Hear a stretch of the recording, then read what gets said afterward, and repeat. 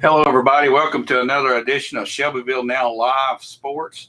We're here to talk about high school football today. I'm David Thomas. This is Bill Anderson, Kenny Parker. We're going to talk some local high school football and probably get into some college and some other things. But if you'll join us right after this word from our sponsors, we'll hit the ground rolling here. We just want to thank First Bank for being a sponsor. Now a word from them.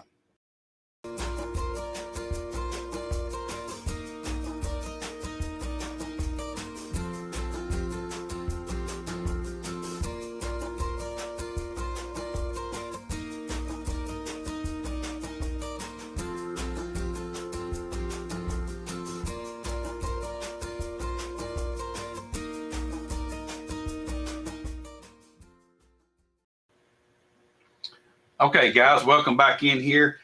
Fellas, we had a light schedule in Bedford County last night. We only had 2 games. Central and Webb were off. They got a break to have their bye week, and they'll hit the ground running next week. I know Central plays Kenwood, and Webb plays Grace Christian, which Grace Christian is a good team, it looks like, and then Kenwood is struggling. So we'll have those games to report on next week. But this week we had Cascade and Community. Community took on Giles County at home last night. One of the problems being 3A. I mean, this is the problem with Community being there, and Giles is so probably closer to a 4A than a 3A. And that, as Kenny well knows, Giles County football is Pulaski. Yeah, they're playing. They're pretty good. They're dedicated. Yeah, final score is 50-8. That moves Giles County to 4-1 and Community to 1-3. So Giles County obviously is the cream of the crop when it comes to 3A in this area. And honestly, I think they could play a lot of, like you said, I think they could play some 5A schools and beat them around. Go back to the old District 8 that we were in with Central. We played Giles every year for years. They were in our district. Yeah, and they were always tough. And they were always tough. Yeah, they would slip up and beat us every once in a while. As we talked about, they've got as fine a facility down there at Giles County. Chance to check it out as anybody in the state does. Wonderful facility. But that was a rough week for Community. And then we had Cascade last night. Who was Cascade playing? Richland played Richland. All right, Kenny was there. He was on the sidelines. Kind of give us a summary of what happened there. Cascade beat themselves. They hurt themselves. Game's tied 14-14 with about 3 minutes left to go in the first half, and Cascade's got the ball moving and turned it over. And when the young man fumbled, it sort of hit it with his knee, and it bounced. It bounced right up into Richland's corner's hands, and he ran it back for a touchdown. So that's a fumble recovery for a touchdown. That's a 14-point swing. And even with that, Cascade got the ball back under 2 minutes after that score and moved it down, thinking they're fixing to tie the game, and turned it over again. Get the opening kickoff the third quarter and moved the ball well and turned it over. And I think I know they had one, the fumble that Richland returned for a touchdown, threw an interception inside the 10, one in the goal line, one in the end zone. Richland had their quarterback threw the ball pretty well, but his name was Bryce Miller. He's a junior, but they had a guy by the name of Ethan Workman. Phenomenal receiver. I think he wound up with 4 touchdown catches and was a really, really good athlete and played well. Richland didn't turn the ball over. They didn't beat themselves. Yeah. They just, and I felt like Cascade's upset with themselves in the way they played because I think they probably had 5 or 6 turnovers. Well, if you just look at the score 41-14, it looks like Cascade didn't have much offense. Sounds like they were moving the ball well. They moved the game was a very competitive game. It wasn't a 41-14 game. Right. You always say, Cascade, if you look at 41-14, that's 27 points, but one of them was a defensive touchdown, 2 interceptions we throw in it down there right at the end zone. We could very well have 21 additional points, but it just didn't happen. That's the thing with Cascade. They can't beat themselves, and right. They've played very good competition. I mean, they've lost to Moore County, who lost their first game last night. They lost to an undefeated Mount Pleasant team, and now last night they lost to an undefeated Richland team. So their 3 losses are combined 14-1. Yeah. What's somewhat fascinating too is Richland is just 10, 12 miles from Giles County. And it's in Giles County. I asked the coach last night because I coached against him when he was at Eagleville, and I asked him, "Are you losing many kids from Giles County?" He said, "No, we're really not." I said, in the past they did because Bo Wallace lived within a mile from Richland, but went on to Giles County. And he said, actually, we are starting to get a few kids from Giles County, and I guess they may be getting some of those kids that know they're not going to get on the field at Giles County, but they can play at Richland and help. And he had, every class he had at least a dozen seniors, juniors, sophomores, but he had 20-something freshmen. Wow. So that used to be the problem with Richland was those kids, Giles County was rating them. Yeah, they got them. Yeah. We're going to talk about that after we get through talking about some of the other games. So you had 2 county teams playing, both losses. Let's take a look at some scores from around the area. The Moore County game with Fayetteville for a minute. 46-34. Fayetteville beats Moore County. My understanding from Buddy Mount was there, that game was even closer than the 46-34. I heard on the radio everybody talked about how great ball game, how good that game was, and they hope to be able to watch both of those 2 teams play. But the thing about it is, they're both in the region, so semifinals is as far as they can get. Third round into the playoffs, that's going to be another elimination. Yeah. So that final score is 46-34. All right. So you had that game, which sounds like it was a barn burner. Cornersville 20, Collinwood 14. And of course, the Richland Cascade game. Then you had Coffee County. Let's jump up to 6A for a second.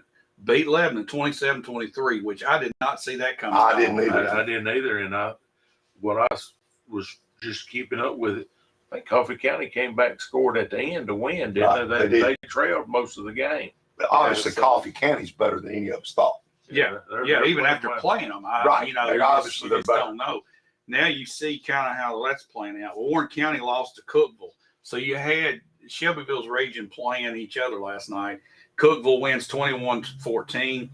And it looks like we're going to have an opportunity to be right in the middle of this if we can come back from the break. Well, you've lost to Coffee. Yeah. Which is. And that's it. So you could at least be number 2. And like I said, these first few games, preseason scrimmages, they don't mean anything. So we could come back in and have that region in a log jam. I mean, we come in and win. I mean, you got Warren County sitting at the bottom. You got Cookeville sitting right above them. Then you have Lebanon and Coffee County, and I would put us right in the middle of that. Right. And hopefully our team is. Main thing, need to go to Kenwood and get a win. Yeah, that's got to start right there. Yeah, starts it's right a cliche. There. Take it one game at a time, but that's the facts. And it depends on what happened this weekend. Yeah, and then when they were able to work on themselves, just work on Shelbyville. Yeah, what did they get accomplished? Yeah, I think I heard a coach put it this way. He said, when you got 2 weeks to prepare, you got a little bit of time to take a closer look at yourself rather than looking at your opponents. You got to that first week. You got to look at yourself. Yes. I thought Coach Dryden did another thing that was pretty smart. He because we're playing so many freshmen and sophomores at the varsity level, he let them play in the JV game and got them some experience. And those kids now may feel a little better because they got a big win. They played Cascade, and I think it was right. But anyway, you had the kids that have been playing varsity that are still freshmen and sophomores get a chance to play and get some success. Yeah. And maybe you'll see a carryover from that. Maybe so. Maybe so. You got to be able to find a way to get them experienced guys in there too, though. Right. The older ones. Sure. I mean, freshmen and sophomores are going to be all right, but when you got experience out there, you got the bigger, older, stronger. Yes. You need to. Yeah. I think Central's junior class is a good class. And you got, of course, you got those, and so few seniors on them. That's right. You know, so these sophomores and freshmen are pushed up before they're really ready, and you know how that goes, Kenny. We've already talked about that. All right, you had Rockvale beating Riverdale 20-7. So Riverdale, which I don't see how you hold those athletes to 7 points. Well, Well, Rockvale's really good on defense. In Rutherford County, everybody has those athletes. Yeah. In Rutherford County, everybody has those athletes. They're there, and Rockvale's got them. And you don't know, you don't never know what happened. But I would say Oakland's probably the class over there at Rutherford County. They may have the best team in the state. They may be the best team in the Southeast. Right. yeah, I mean, they're They beat rolling. Shelbyville like 42-0. Siegel's no joke. he's done a great job. Well, Oakland 42, Siegel nothing. Westmoreland 42-0 over Trousdale County. Trousdale County had one ball game. They're struggling. 0-5. That is You just don't- uncharacteristic at Trousdale County. Here we are, middle of the season, and this is hard to believe that we already have got 5 weeks under our belt, and it seems like we just started. So this season's half over for most teams. Forest 17, Summertown 9.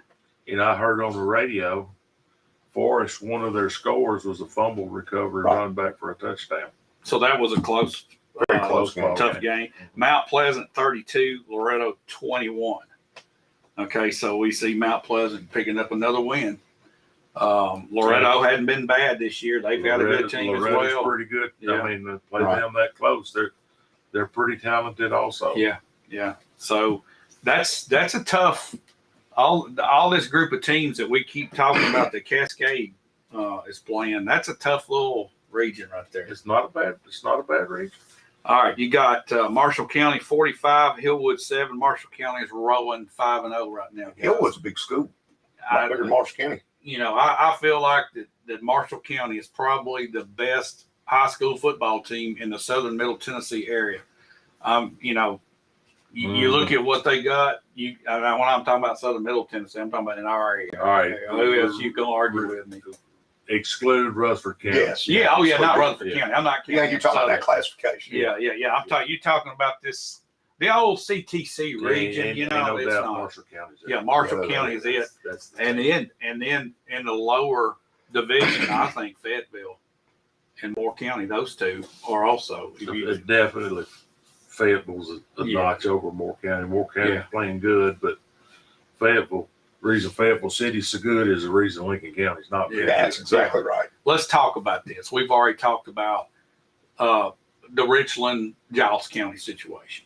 Players going here and players going there. You look at Fayetteville, Lincoln County. Lincoln County had a powerhouse for years. Now Fayetteville is the place to play football. All right. That's a private school, is it not? Is it just a city school? A city school. Okay. It's a city. You have to live inside the city. The way I understand in that area, and this is the same way it used to be in the Giles County area, is if you live inside the city limits, you have to go to Fayetteville City. You're zoned for that school. You're zoned for that. Yeah. If you lived inside the city limits of Pulaski, you had to go to Giles County. If you live outside the city limits, you have a choice.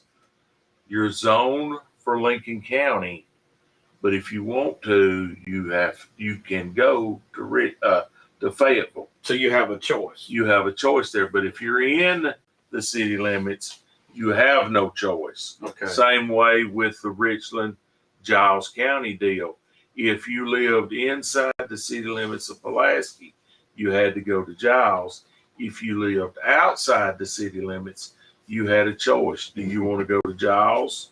You have to provide your own transportation, or do you want to go to Richland? Okay. What about Bedford County? We've got Bedford County is, once you get to the 6th grade, you're zoned, everybody's zoned to school.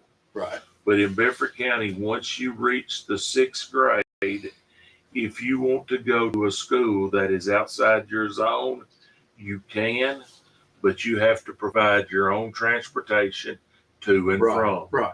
The county provides transportation. If you're zoned for Central High School, you're zoned, that means Central High School is a feeder from Aiken, East Side, South Side, Learning Way, Right. and Liberty. Liberty. So those 5 areas, bus transportation is provided to Central.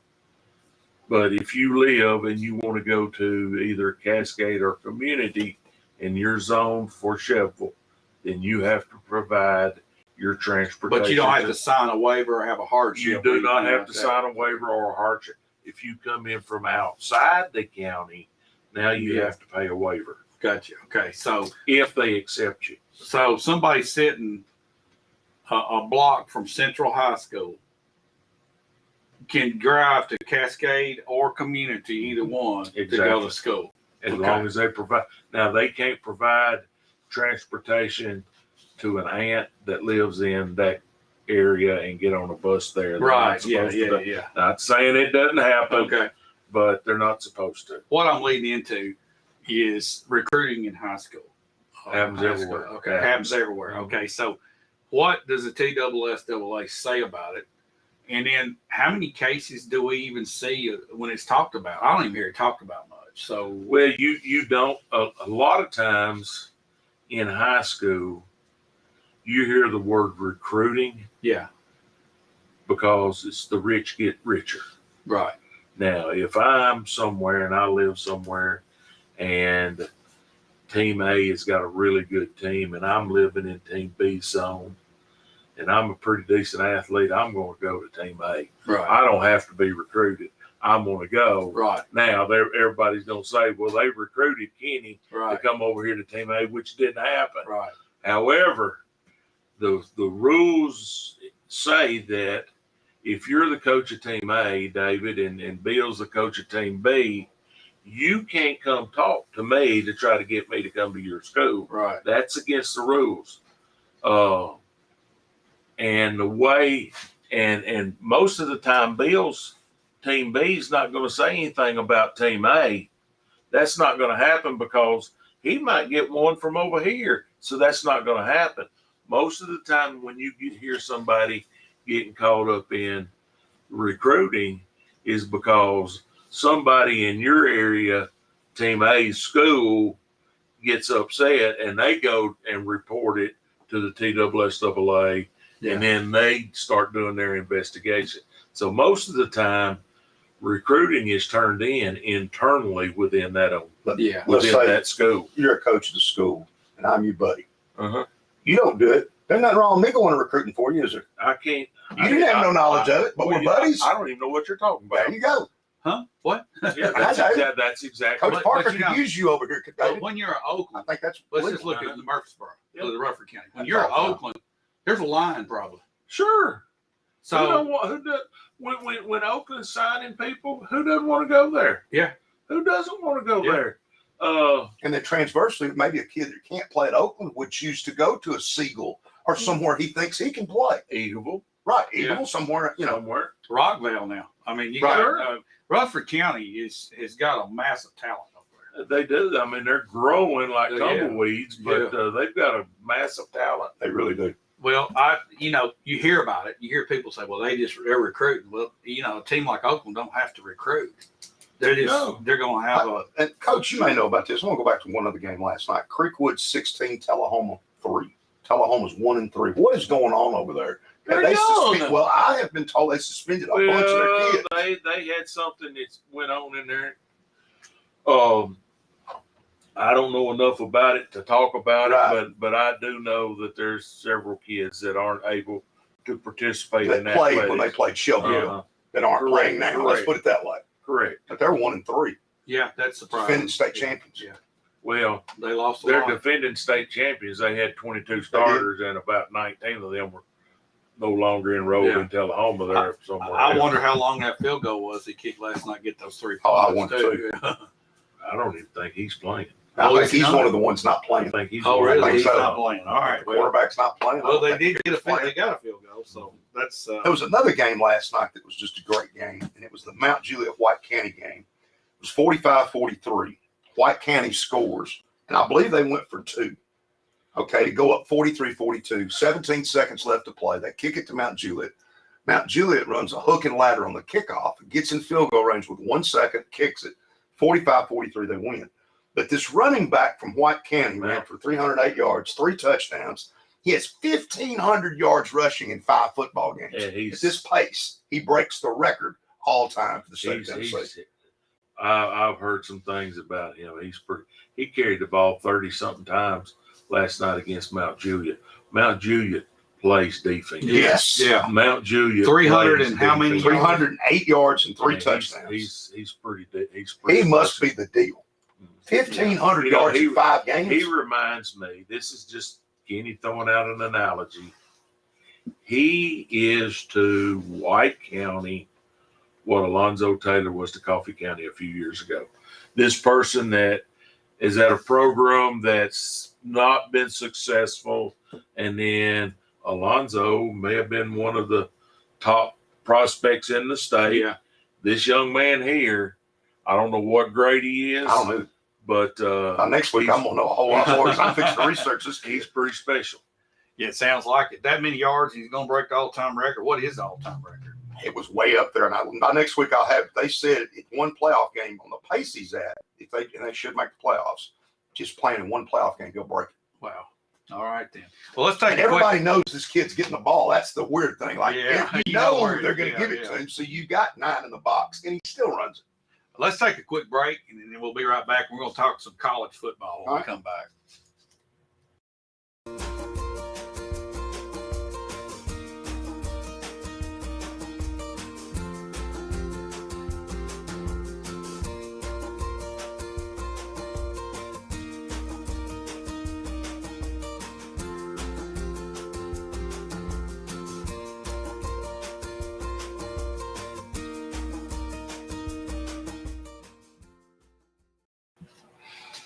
Okay, guys, let's change gears and talk a little bit about college football. Let's talk about the SEC in particular.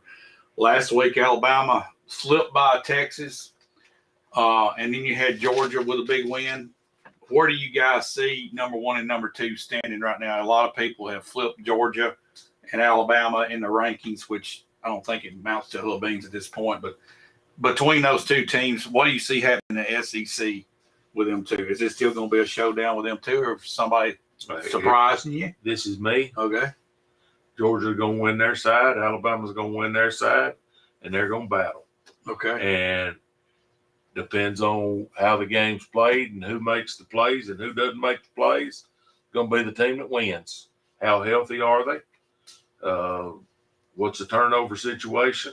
Yeah. But I think they are the 2 top team, cream of the crop teams in the SEC. Now, I will say, and you know I'm an Alabama fan, Tennessee's getting better. Oh, yeah, they're getting better. Tennessee's getting better. Tennessee would have lost that game last year at Pittsburgh. Yes. That was the difference. Yes. This time they won it. Tennessee's getting better, and they may beat somebody that you don't expect them to beat, and then they may lose to somebody you don't expect them to lose to. You know, I think that is decreasing with our new coach. I think that statement, that's getting less likely. Well, and you know, years ago we talked about Clemsonism. Yeah.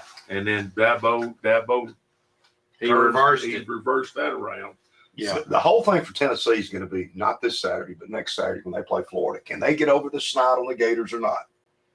That's the whole deal. Well, It's in Knoxville. Can they beat them or not beat them? Because well, history says they can't. You don't look there right now. You got to look this week and then go, because I think they'll pound Akron pretty ask good. ask A&M if you overlook somebody. Appalachian State's a lot better now. All right, let's look. Appalachian State, actually, I wouldn't want them on my schedule. If I'm an scared me to AD, death. I wouldn't put App State because they can play. You get 1.4 million to come in and beat you. Yeah. And remember, they Right. beat Michigan a few years ago. If y'all remember, App State went up to the big house and won up there. About 8 years ago. About 8 years, yeah. All right, Georgia and South Carolina. South Carolina was kind of preseason. There was a little hype about them coming on up in the East a little bit. I see Georgia tagging in pretty good today. What do y'all think? Georgia's pretty good. Yeah, Georgia, yeah, they're pretty good. And they do. They're not fancy. No. Yeah. They're not fancy. They play well, and their quarterback Bennett, to be somebody that's not supposed to be somebody, No. he is I somebody. know it. Was he 5'9"? But to have lost all those seniors, and we may see a chink in their armor on defense, and they're right back playing great defense again, even after losing all them kids. You know why they're right back playing good defense again? Look at their recruiting the last ever since Kirby's been there. Yeah. That's what you got to do. That's what you have to do. They reload. And here's the thing. Here's the thing with Kirby, and with Alabama also. Well, they lost all of those seniors, and now they're back again. Well, you can take their scout, their second unit that's not on the field, and go out and win a lot of SEC games. Oh yeah. Even though what's happening with them is just the opposite of what's happening at Central. Yeah. See, those kids are getting a chance to develop every day on the practice field, playing against that good competition. Right. And then when that good competition practice, they're ready to step up because they practiced against it all year long. They had to up their game. They had to up their game to be there. And, But I wonder if the transfer portal's not fixing to affect the Alabama and Georgias as well as this name. It doesn't affect Georgia. Georgia hadn't gotten anybody out of the portal. I'm saying start losing kids. Because I think that may be what you see with this name, image, and likeness. You may see a 5-star recruit not be willing to sit for 2 years anymore. Yeah. Well, you're going to have a lot We'll of see. the mindset from these kids that are freshmen and sophomores. They're looking at the me seniors, world. juniors, and seniors, saying they want an opportunity to play in the NFL. They're in Georgia, okay, but you got these kids coming out and going to the NFL after their junior year. They're not staying for their senior year. And now there's money in it. They recruit into that. Yeah, They know if most of the coaches used to, they would recruit a kid for 5 years. yeah, Recruit one, they would redshirt them as a freshman or sophomore, right. to let them develop, and knew they had them for 4 or 5 years. Yeah. They don't recruit that way now. They know 3-year max Yeah, on the good players. yeah, and They know But 3-year back to the max. name, image, and likeness, and now you got the money involved. It may behoove you, David, if you're a great football player, to stay because you're making more in college than you'll make in the NFL if you get drafted, especially unless you're a first-round pick. Because some of these kids are making big money. But that's they're making it now because there's no rules. Eventually, you think they'll put There's rules on. going to be rules. there's got to be. There's going to have to be something. There's going to be rules that'll come into that. Okay, so you've got Texas A&M, which to me is a little disappointment up to this point with the hype that we had in the going preseason. Number one recruiting class in the country. Hey, Texas A&M is just like their coach. Yeah. They're a rocky roller coaster. Yeah. They're a rocky roller coaster. Yeah. And they're going to be good one week. They're not going to be good one week. One thing they've got going in Texas. You got to have a fiddle in the band, but their home atmospheres, putting 100 and something thousand people and screaming and all that behind you, but you got that going on. You better win. Yeah, that's true. You won't better be there win, long. and you better not lose to App States. No. Yeah. I'm They will buy sorry. you out. I don't care how good, how small they are, or what. We said we wouldn't want to play them. You better not lose to them. This is Jimbo's last hurrah, in my opinion. You better not lose I to think them. you're right. They'll buy him out just like they paid. I mean, They got the money to do it. But they What about- play. what They about play Kentucky, Miami. though? Well, they play Miami today. All right, and He'll either come out and be a well, different ball. here's what he's done. He's going to say, I changed my quarterback. Right. That's one of the things everybody wanted. I've changed my quarterback. Well, you got some people saying, well, that's what he should have done all along. Right. But if this young man comes out and he's not the heir apparent, now what are you going to do? Because Miami's got athletes and they're well coached. Yeah. All right, Miami play. But Miami doesn't have the athletes that fit their coach's scheme yet, because he just went in. He's only had 1 year to recruit what he needs in his program, where Jimbo has had 4 years. Every kid on Jimbo's roster, Jimbo recruited. Jimbo better win today. Yeah. It's going to get loud. I think he will. I got a 3-point win for Texas. I think he'll win too. You got Mississippi, Georgia Tech. Mississippi, I got that 38-17. A lot of people don't like him. Kiffin knows what he's doing. Yeah, he does. He does. He knows how to get under your skin. Yep. He knows how to crawl under your skin. And it takes the attention off the kids. It puts it on him, and it's kind of smart. As an advantage. Yep. I'll tell you this. The diehard Tennessee fans will say they hate him, but underneath it all, they love him. And you know why they hate him? Because he ain't still with them. I know it. If he was still with them, he would be on Mount Rushmore. They would take him back in a heartbeat. Steve Spurrier did some of the same things. He made you hate him so bad you weren't watching over here, watching the team that beat you. Yep. All right, you got Florida and South Florida. Now, South Florida has always had a good team, but I see Florida rolling through them pretty easy. We'll see what Coach Malzahn's there. We'll see what he's got in store. Maybe he plays with them. That's why you picked Florida. All right, so let's look ahead. Florida, Tennessee. Where does that stack up? This should be Tennessee's year to get it. If they don't get it done this year, when are you going to get it done? Well, this is the year to get it done. He's just 2 years in his. This other guy's in his first year, so this should be advantage Tennessee. Well, I think the Florida guy can coach. It'll be fun to watch. But I think Tennessee's actually going to have better players this time. Mm-hmm. We'll see. Auburn, Penn State. I think Auburn's in trouble. I do too. Big trouble. I think Penn State's going to beat them. Vanderbilt, Northern Illinois. I think Vanderbilt's going to have trouble beating Northern Illinois. They're no joke. It's at Northern Illinois. Yeah. I hope Vanderbilt. Hope they win. Yeah, can. I think they will. But they're Vanderbilt has got to play flawless in just about every game they play. Yeah, and the quarterback has to play well. They don't have the depth that a lot of other schools have, and they've got to play within themselves. Excuse me, can't get behind. Got to be able to. All right, Alabama, UL Monroe. Would you want to be UL Monroe today? I wouldn't. Coach Saban's going to I might just phone that one in. But here's the thing. They're not going to pay them but $800,000. Is that all? Take the money and run. LSU, Mississippi State. Good ball game. LSU, coach, here's another place. You better win this ball game. I'm picking Mississippi State. I'm picking Mississippi State as well. By 3 points is what I got. Mr. Kelly's in a bind here in the Southeastern Conference. I will say this. I like LSU, but I'm not a Kelly fan. I don't think he fits well. I like LSU, but I'm not a Kelly fan. Well, guys, we still got a lot of there's some pretty good here's what you had talked about. MTSU and TSU today. Oh yeah, yes, Eddie George. Hey, that's a big game tonight down in DeBurgh. And as bad as they played against James Madison, they go to Colorado State and ran them over. I know it. It just doesn't make any sense. It doesn't make any sense. But today will be a good matchup here for Middle Tennessee. But I don't think we give credit, back to what I was going to mention earlier, to the coach at Kentucky, Mr. Stoops, the job that man's done at Kentucky in football. You know what? You know what the significance of his last week's win was? He is now the all-time winningest coach at Kentucky in 10 years.